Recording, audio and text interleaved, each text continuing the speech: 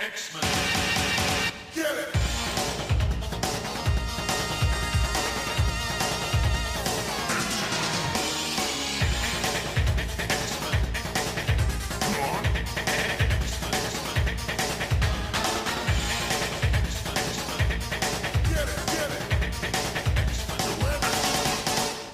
Hey everyone, and welcome to another exciting episode of Battle of the Atom.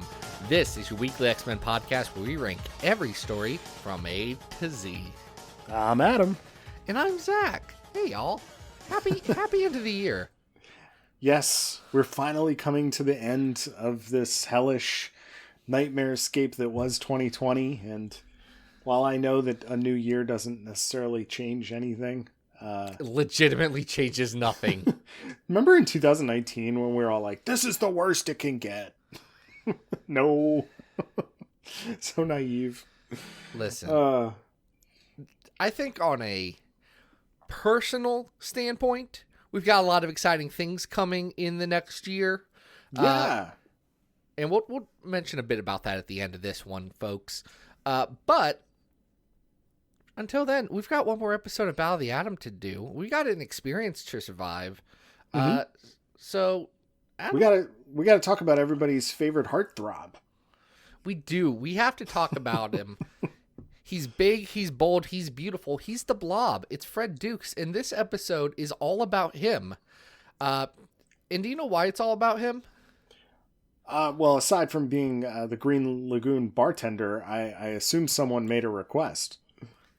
Yes.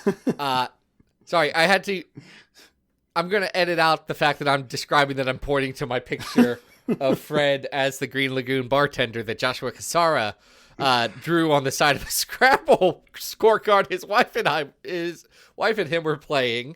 That's fine. That's just in my office at all times now. No.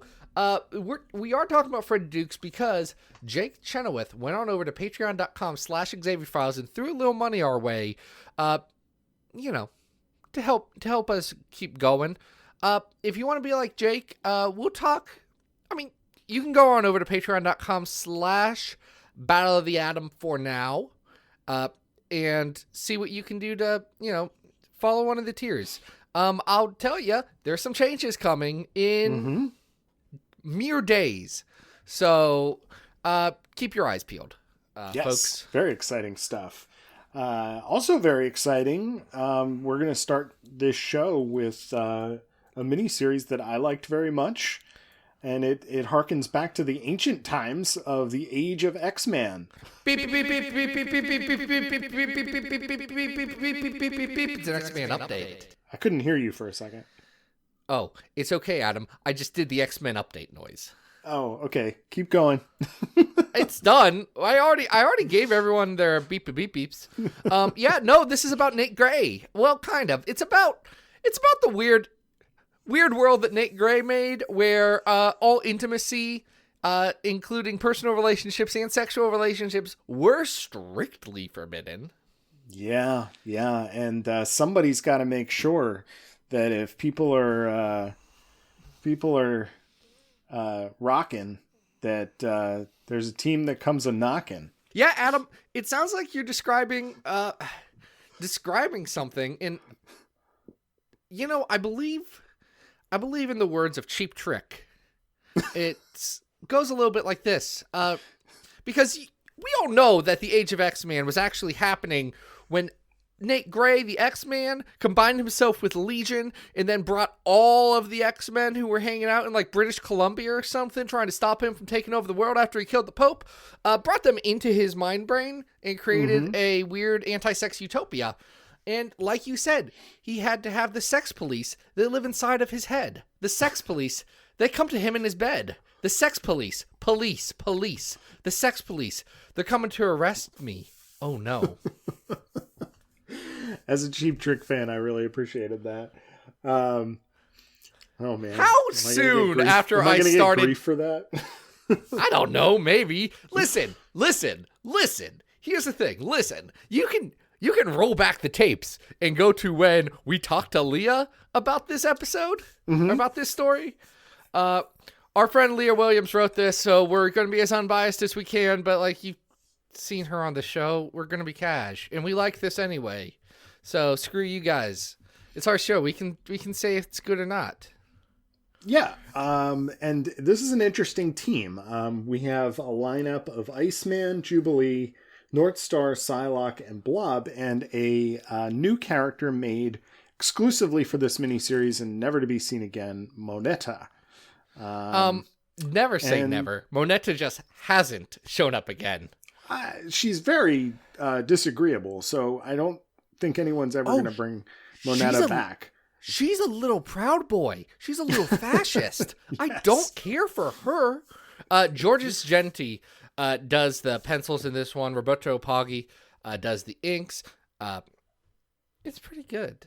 Yeah, I want to talk about the art, but I want to save it because I want to talk about the story first, which is a really interesting one. Yeah, it's five issues, and it's structured as an issue around each of the core members of the team. So the first issue is about Iceman. He's joking around, and it sets the stage of, well, yeah, we're the sex police, but we're just here having a good time, folks. Right. We're just we're gonna bake some cookies. Have sex. Oh no, she's pregnant. What do we do? Yeah, let's lock her in the basement. Okay, yeah. So it gets dark is the thing. Mm-hmm. The second issue is about Psylocke and a lot of how she sees herself. The third issue is about Blob and his secret love affair with Psylocke, which is played incredibly beautifully. The fourth issue is about North Star saying, it's really messed up what's happening here, and I feel bad about it, and I can't put my finger on it. And then they all realized that they had their entire identities erased, including their sexual identities, which on this team with, North Star and Iceman explicitly, and Richter, who shows up just to, have a riot with them, like an actual riot. They take that, I don't want to say personal because that sounds condescending to them because they're absolutely in the right.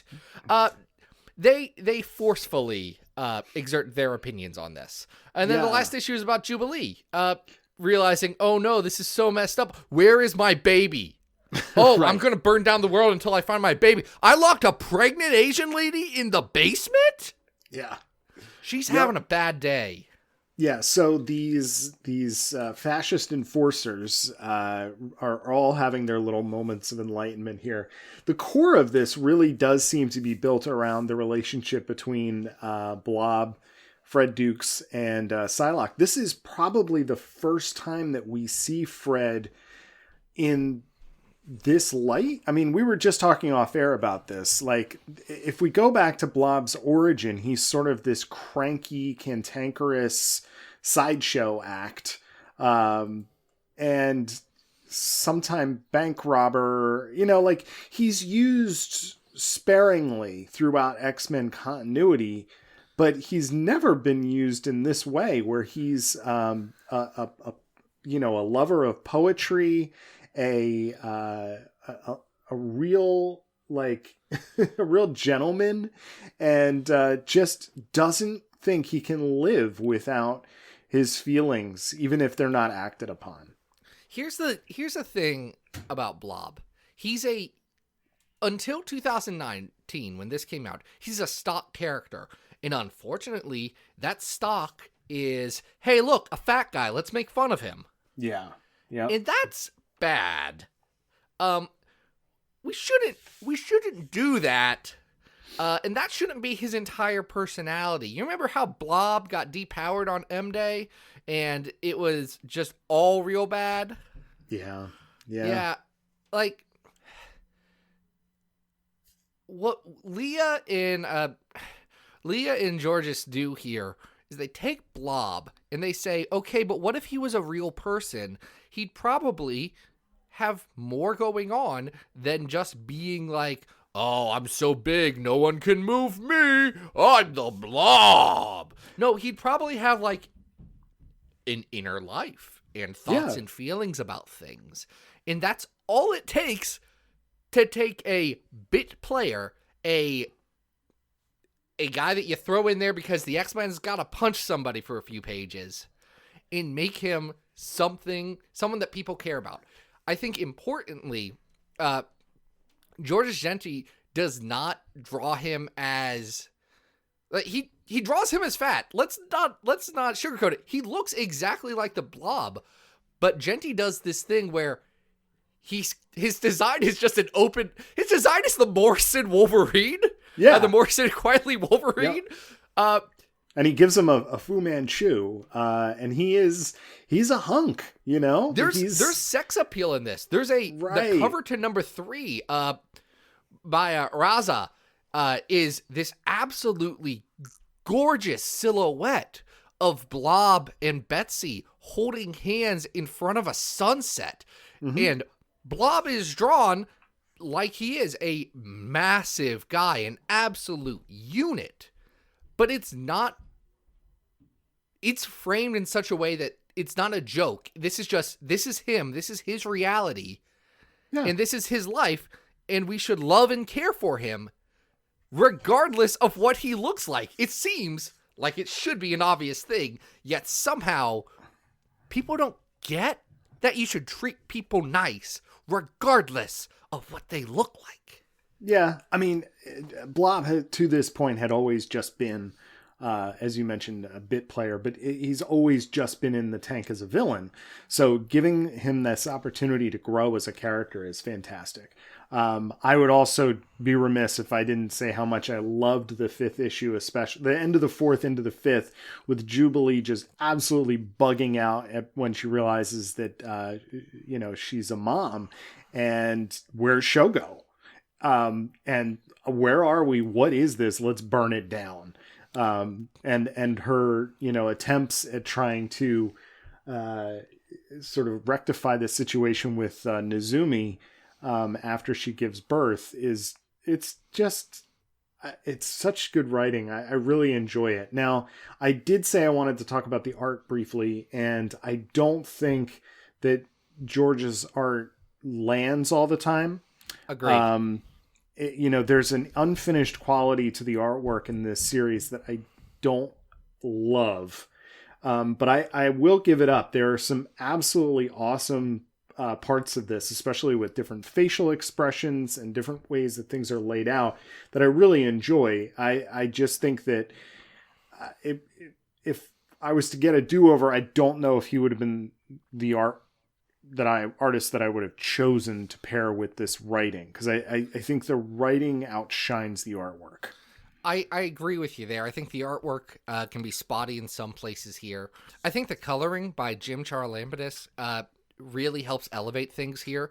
I think that works really well. He adds a lot of texture and a lot of tone to the art here, and I think that can help. But I'd echo what you're saying there. Genti's not my favorite artist on this book, and that's a shame, because it doesn't take everything away from the book, but it doesn't elevate it to that next level. The other big criticism I'd have about this book is, due to its structure, it's a little disjointed.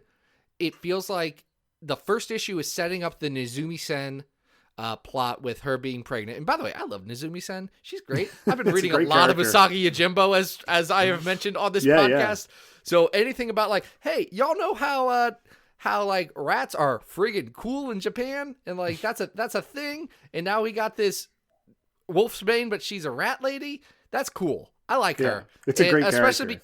Especially because she's like always anti-fascist. She's like, no, this is very bad. I would just like to have sex with my partner and lover Luke, who is my good buddy, who disappears and is never seen again.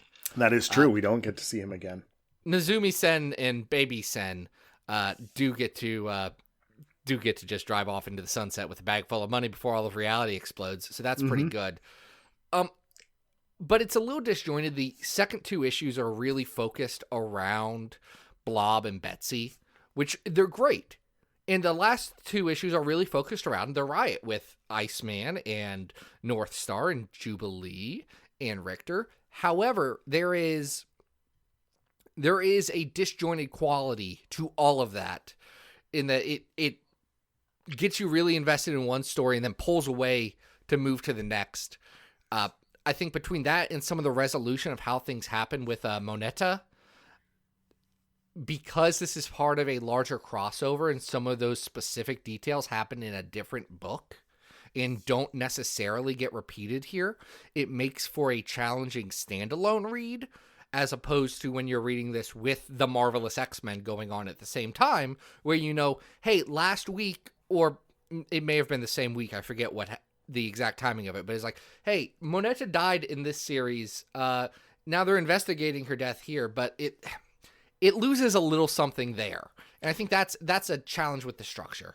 I can get behind that. I mean, this was Age of X-Men as a whole was designed to be written was written to be read as one complete unit. And especially if you lose the other parts of it, it's a little different than if you were reading Age of Apocalypse and you just read some of the more standalone series.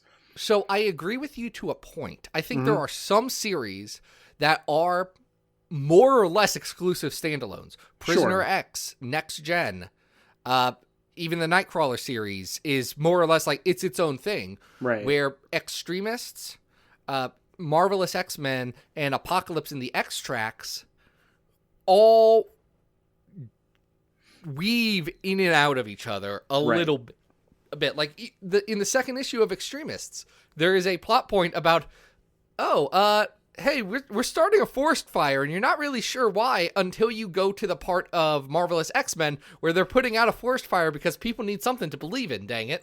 Right. And it's a good, when you're reading it week to week, that was a great reveal because it was something that added so much more to the world very organically and very naturally, but you don't get that same impact when you're reading it as a standalone trade. When you're reading it on its own.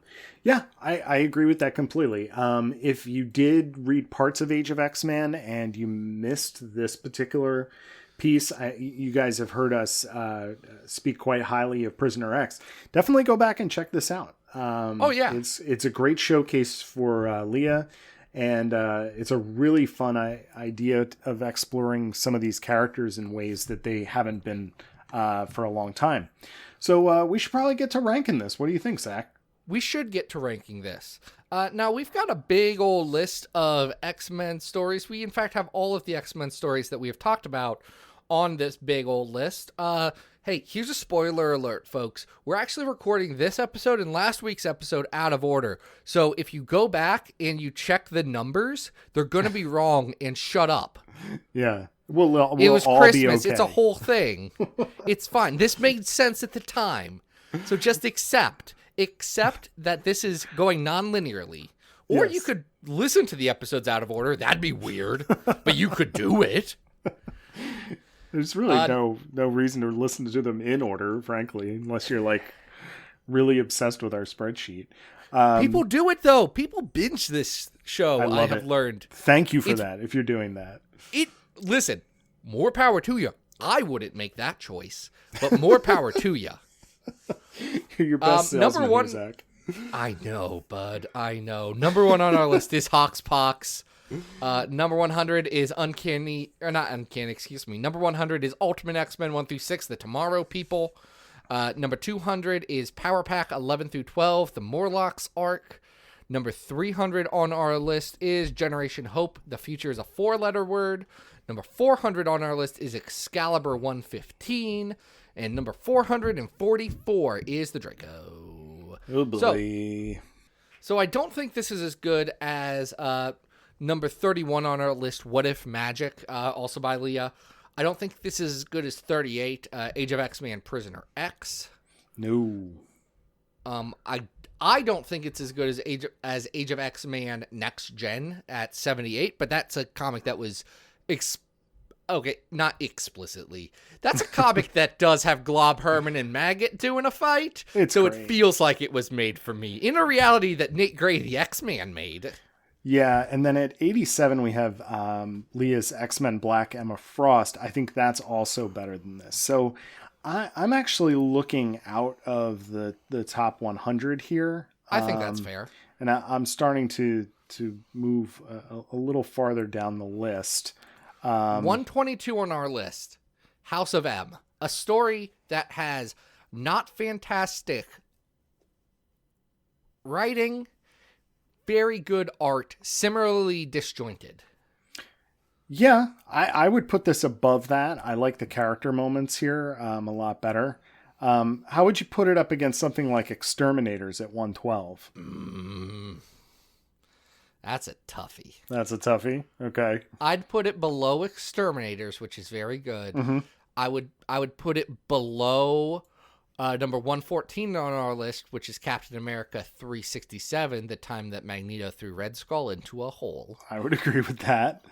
I would put it above Astonishing Spider-Man and Wolverine, though. I mean, and I love a time caper, but we've got that at 115. I like this better than that. What do you think? I think that's a perfect spot for Age of X-Men Extremists. Nice. It's a good place for it on the list. If you don't like Age of X-Men, you're wrong, and that's fine. You can disagree with objectively correct takes, like how that event was good, actually. Yes. If you are still an Age of X-Men denier, you're going to need to rethink that at some point, I guess. We've I would ask covered you all of the best parts of it. now we're down to a series that is flawed, and then two series that are kind of bad. Well, but it's fine. We'll get there. Talking about a potentially flawed series, and Blob being a bit villain that is just there to get hit, why don't we talk about some All New X-Men Volume 2? Yeah, so this is All New X-Men Volume 2, number 4 through 7. It's the arc where the All New X-Men go to Paris. It's written by friend of the show, Dennis Hopeless Hallam, with pencils by Mark Bagley. M-Bags himself. Andrew Hennessy does the inks. Nolan Woodard does the colors. This is a weird era. This is when they had no clue what to do with the 05 and were not willing to take any risks. Yeah, that's... Is that generous? Exactly what I would describe this as. This is zero risks. This was, they had Secret Wars. They had a chance to do something. Mm-hmm. And they chose to let All New X-Men continue to ride because it was selling pretty well still. Sure, but this is a the very different book. I mean, this was billed as a road trip book.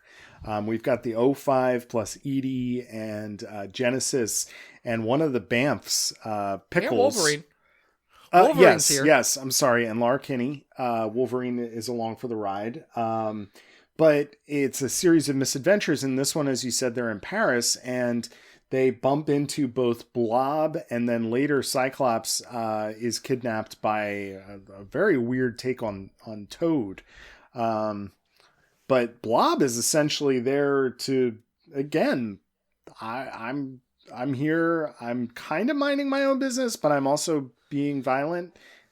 And hey, here I am. Hit me, right? I mean, yeah, that's his role here. He gets semi-reimagined as a foodie. Like, right. he wants to eat exotic meats prepared by the finest chefs, but he's going to do that instead of making a reservation by terrorizing a Parisian bistro. Gotta make a reservation, Fred. Yeah, Fred, come on. This is Call it's a ahead. hopping city. I don't love that take on Blob. I think it's better than saying he's a glutton.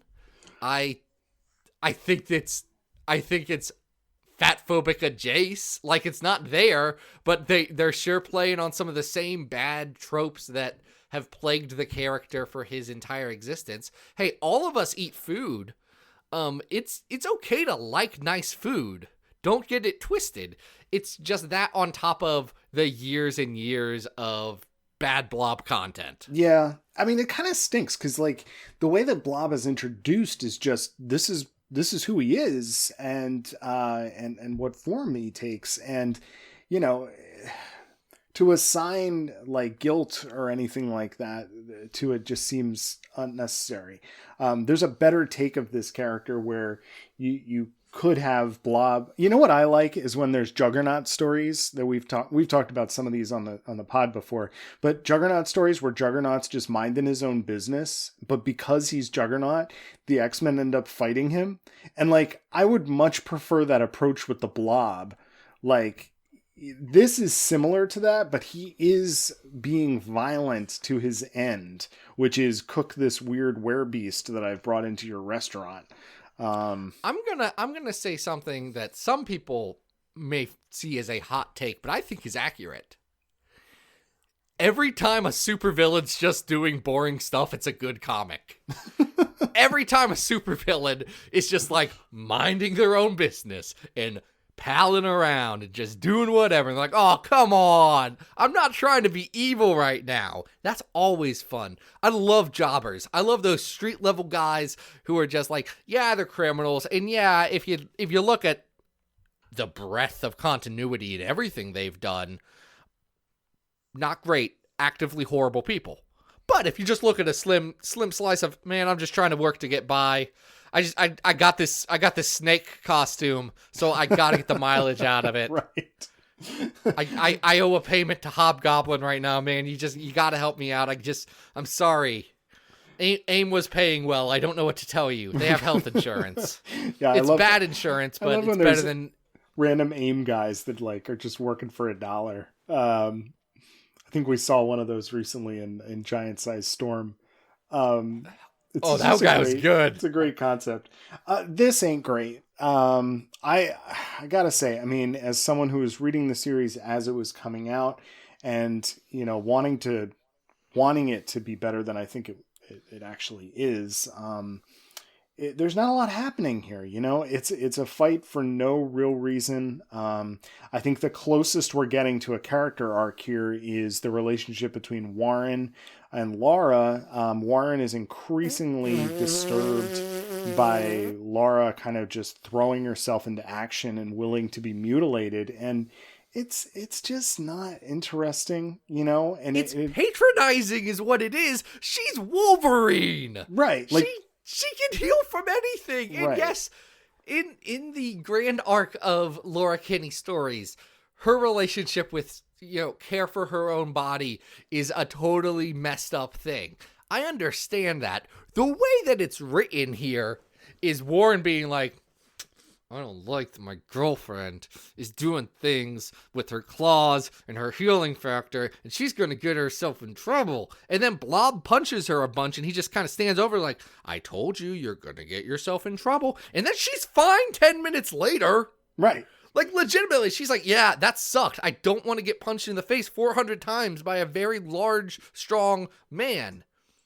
And that's the whole thing. And then Warren does this whole thing where he's like, yeah, look, see, I can unleash myself too. But he's got his stupid black vortex fire wings, and I can't take him seriously.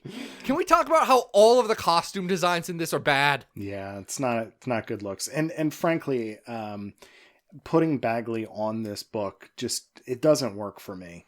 He's an extremely talented artist, but... Oh, it doesn't no work. Disrespect to M-Bags. No, guy is a legend. I just do not understand why they thought this was a good fit or where to go with these characters, especially because after Angel defeats Fred, there's this whole other part where an almost unrecognizable like Silver Age version of the Toad, who I guess has fallen off the wagon, takes Cyclops into the catacombs and like basically beats his head in with a bottle of bourbon. Like, it's so weird and I do not like it. I like to point out that it's not bourbon. It's definitely a Tennessee whiskey. Thank you for that clarification. Which is essentially bourbon, but it's made in Tennessee. It's Jack Daniels. It's fine. They just couldn't write Jack Daniels. They just drew the very iconic They just Jack drew Daniels the bottle. Right. So, yeah, it's just kind of a disappointing use. I mean, there are interesting aspects of this series as a whole that I do actually like. The Beast exploring magic angle, I've always thought was kind of interesting. There are legitimately interesting things here, but as a whole, the series never kind of impressed. And this is probably the low point where it just feels like treading water. Is it weird that the only thing they can give ID to do in this is to yell at God in a very empty Notre Dame cathedral. Right. Yeah. It's weird. Like, it's some point. Because it's not saying anything. No. It's just her saying, man, why do bad things happen to good people? Yep. And we have got to, folks, we have got to dig deeper. We have got to explore people's relationship with religion at any level deeper than that. I'm begging you, because it's fascinating. It's an incredible sociological, like, thing. There's so much to be mined here.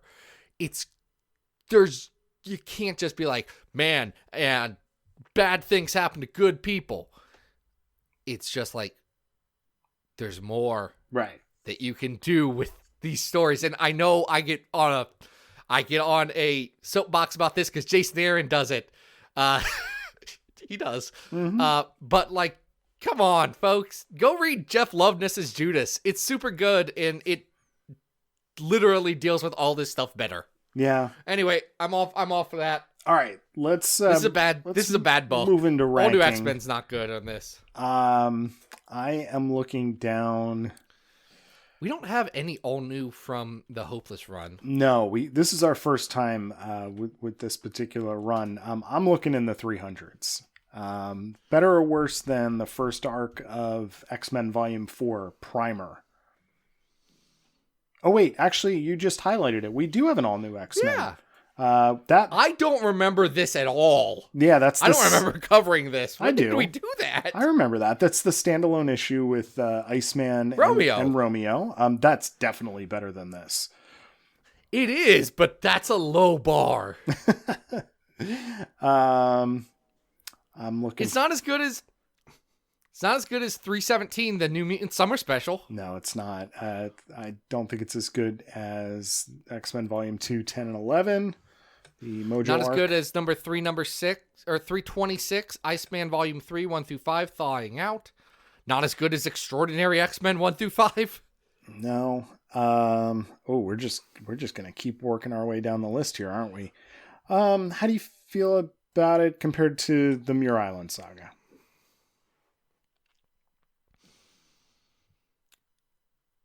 It's close. Yeah, you have highlighted right above it the 5 lights from Uncanny. I feel think like 5 lights is better. Yeah, we're on like the same par though. I feel like Judgment War is better at 345. Yeah, it's not better than NYX No Way Home. Yeah, it's probably better than Life and Times of Lucas Bishop at 347 and Cyclops Retribution at 346. But I think that's about as high as I'm going to go. How do you feel about it compared to... Okay. I highlighted Uncanny X-Force Volume 2, 1 through 6, Let It Bleed, and it's better than that. Yeah, my vote would be right below Judgment War. Where's Judgment? 345. I would actually say I'd want to go a little bit lower. Okay. Right above the incredibly long New Mutants Asgard story, and right below Return of the Legion. That's a great spot for it. So that would be our new 350. That would be our new 350. Perfect. I mean, this story's not perfect. No, and I don't want to dissuade people from the series as a whole. But that you could skip that arc easily. Yeah, you could. But we've got one more story to talk about, and this is one that I had not read. Yeah, I hadn't either. This is a pleasant surprise.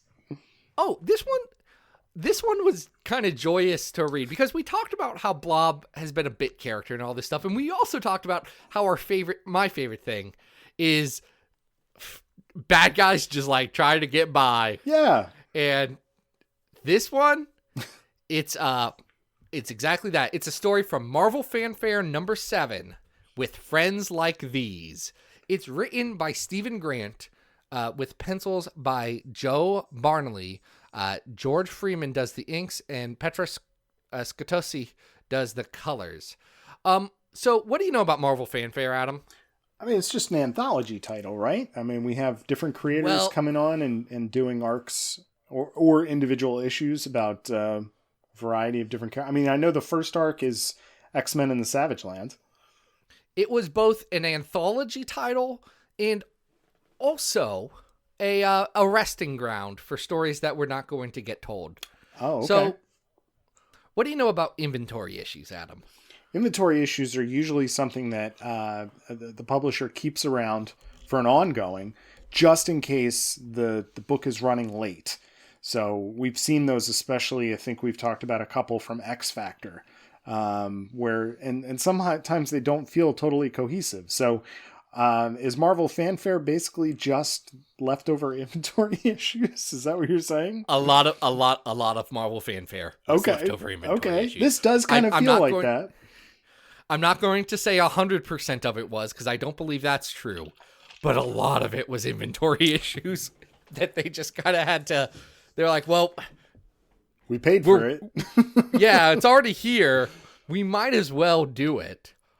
So this one's interesting, because this was pretty obviously a Hulk issue.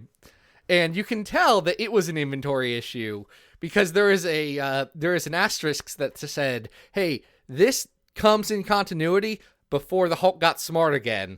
Right. So forget where Hulk is right now. This happens sometime in the past. In the before times. And where is Hulk going, Zach? Because this is a fun premise. Hulk goes to the fair. Yes. Who's Hulk fair? Hulk doesn't like the government attacking him and chasing him, because Hulk just want to be left alone. Hulk go to circus. And at that circus, Fred Dukes is running the show. He sure is, and he is helping out a close personal friend of his, who is... Unis the Untouchable. That's right. Who is having some real trouble with his force field. Yeah, you remember how Unis is untouchable? Because he's Unis the Untouchable? He's even, even more untouchable now.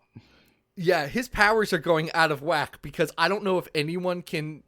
I think it's like Rogue and then Unis the Untouchable in terms of I can't control my powers. Right. Cyclops is probably up there, fine. But that's like a feature of Cyclops at this point. It's like Rogue and Unis in terms of, oh no, it's all going haywire and I don't know what to do. Yep. Unis is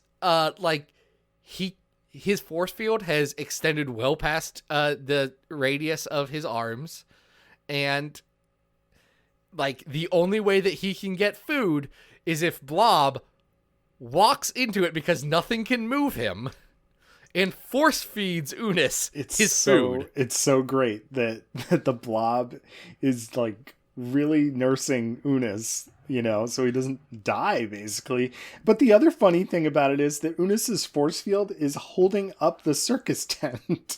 Yes, that's also very good. Doesn't make sense, because then nobody can get in the tent. But I think that's a special Unis tent. I think that's his home is tent. That circus tent size cavern where Unis can be taken care of by his guy pal Blob, who he just really cares about his friend, and I like that. Yeah. And so the Hulk, obviously, he ain't so bright. Hulk smash. Wants to fight, so fights the Blob. Really does actually manage to take Blob out after a certain point, at which point Unis is like, yo, dude, that's my homie. I gotta take you out, and uses his force field powers to give it a shot at least. Hulk is still successful, which I would love to see them take the Hulk out. But they don't. But it was the Hulk's book. That's true. Here's the thing. That's Hulk true. is the strongest one there is. Anytime someone physically beats Hulk, it's a bad story. Especially when someone does it on his honeymoon and breaks his arm, Benjamin Grimm. I think that was a bad story that Daniel Slott's told. Oh, man. Well, what is good is that because of this altercation, Unis has got his force field back under control, and he can help Blob and return the favor and take care of him. So the story ends with Unis carrying Blob back to the carnival, I guess. This is Like, if you have to have a inventory anthology burner series, I'd want it to be something like this, where it's the only time Blob and Unis the Untouchable get to, like, do stuff. And they're fun, and I like them here. Stephen Grant is an writer I don't care a huge amount for. Like, he's fine. He wrote Moon Knight for a little while, which was very confusing because there is a character in Moon Knight named Stephen Grant. Oh, that is confusing. Very confusing. Don't know why editorial didn't say, "Hey, Stephen, we got to put you on something else, man." I think the art is boilerplate good. Yeah, I mean, it looks like just kind of standard issue, maybe 70s style house art. Yes. And it's fine. It works perfectly for this story. If you are an Unis the Untouchable fan, if you like the Blob, you'll like this story. You know, like it's got a lot to love. Yeah, I like it. It's good. That's about it. Like, it's on Marvel Unlimited. Go track down this one. This is fun. Go check that one out. I think this is better than that Paris story we just talked about. Oh yeah. Where's our Unis? Okay. We got to look for Lucifer. 124 is Unis the Untouchable's first appearance. When he can't eat the cake. I don't think this is as good as that.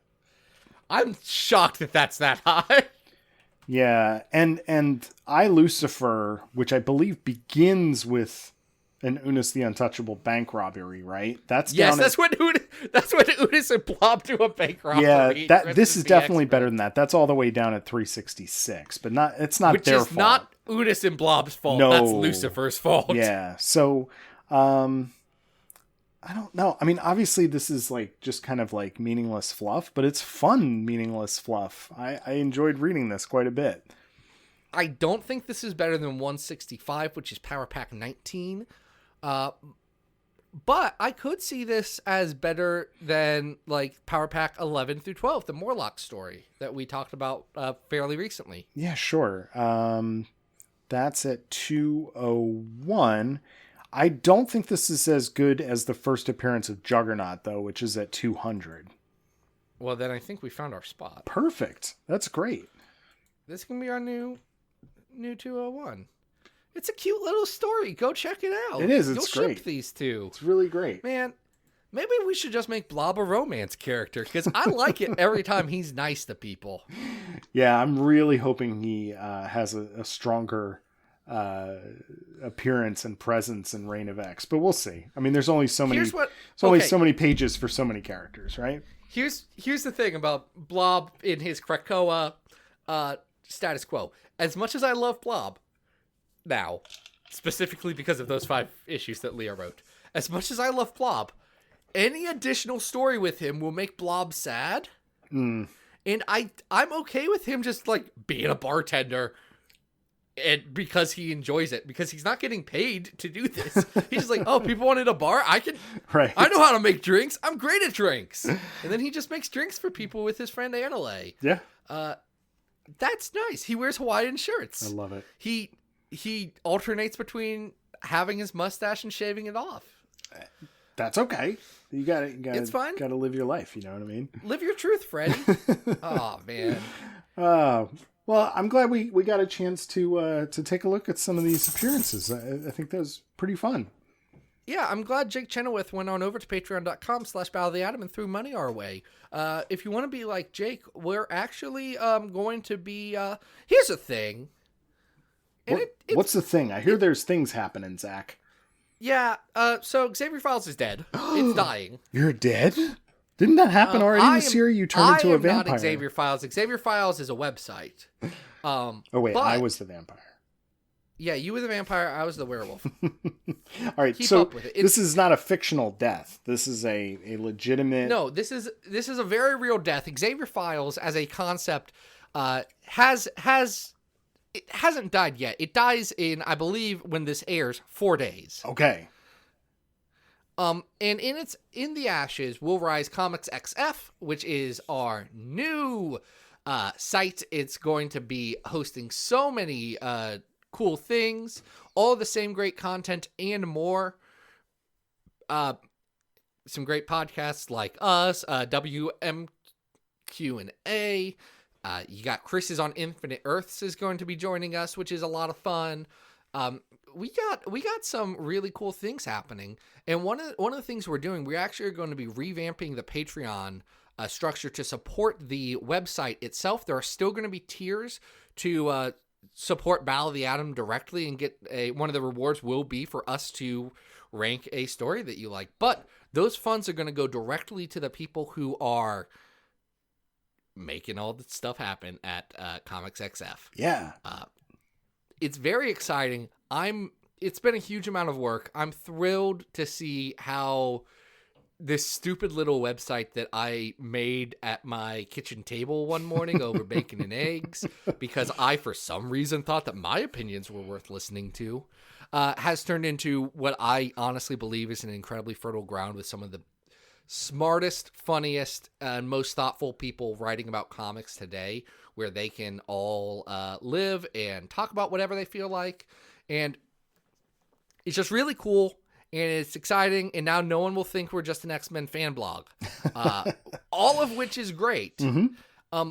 Because legitimately, folks, a lot of people read our stuff. Like, we may not be the top site in the world. CBS may not be running to our door trying to give us all the money. But, like, we're doing all right. And having that happen over the last, let's say, roughly a year since the site has been a lot more collaborative and a lot more a group of weird individuals coming together and doing cool stuff.